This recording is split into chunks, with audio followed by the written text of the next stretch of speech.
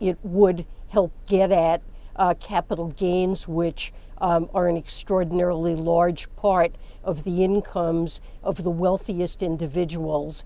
And right now, escape taxation until they're realized, and often they're unrealized, and at death benefit from so-called step-up of basis. So it's not a wealth tax, but a tax on unrealized capital gains of exceptionally wealthy individuals.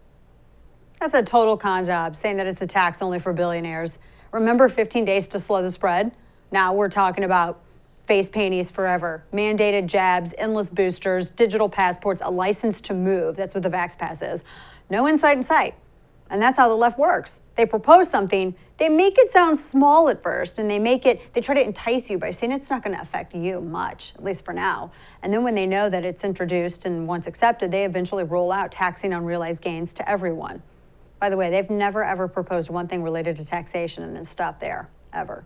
Maybe you got a classic car sitting in your driveway. Maybe you have a piece of art on your wall. Maybe you have some Tesla stock that you saved up to buy. Imagine its value went up.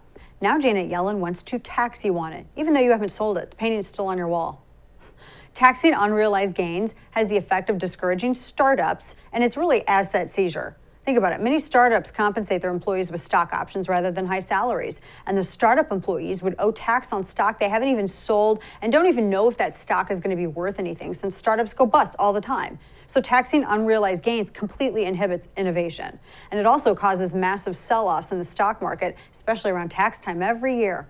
Think about all the people that have to liquidate part of their stocks to pay taxes on their unrealized gains. That would tank the market. It would make the Great Depression look like, I don't know, an appetizer.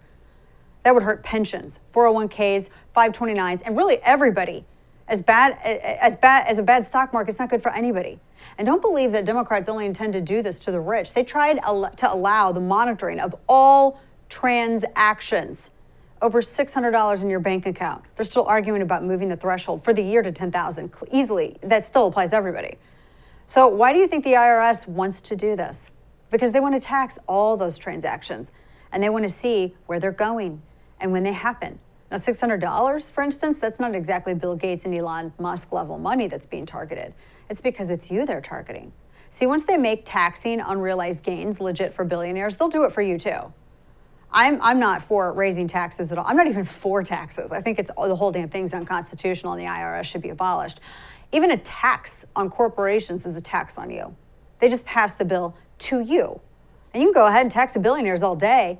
You're never going to make up that deficit. It's just less money those billionaires invest and spend in the private sector, which employs Americans. And if you want the billionaires to pay more, just raise their cap gains taxes. And when they sell off some of that stock, tax them more.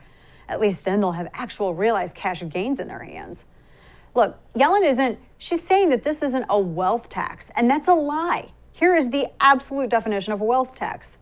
It's a wealth tax. It's a tax levied on the net fair market value, here's a quote, of a taxpayer's assets. A wealth tax applies to the net fair market value of all or some of a variety of assets types held by taxpayers, including cash, bank deposits, stock shares, fixed assets, personal cards, that artwork on your wall, real property, pension plans, money funds, owner-occupied housing, and trusts, end quote. So taxing unrealized gains is the exact same thing as a wealth tax. And again, this is Janet Yellen, the person in charge of the U.S. Treasury, suggesting this idea. This is seizure. This is seizure of assets. You have to liquidate to even pay. You'd have to sell off your stuff to pay the tax on the gains, the unrealized gains. This is the person currently presiding over a national debt of $30 trillion. That's the real debt we owe. I mean, we owe it, our kids owe it, our grandkids owe it, because we'll all be long gone and everybody will still be paying it off.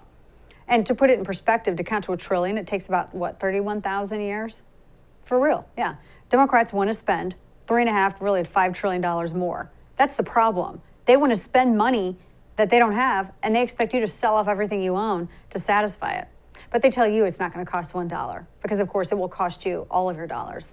And they intend to get all of your dollars from you with these kinds of cunning schemes.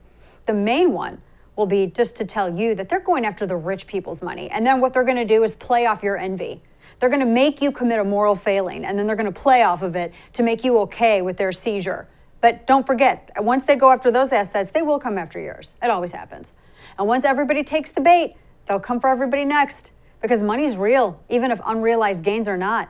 And when you spend $3.5 trillion that you don't have, you got to pay for it eventually or you go bust.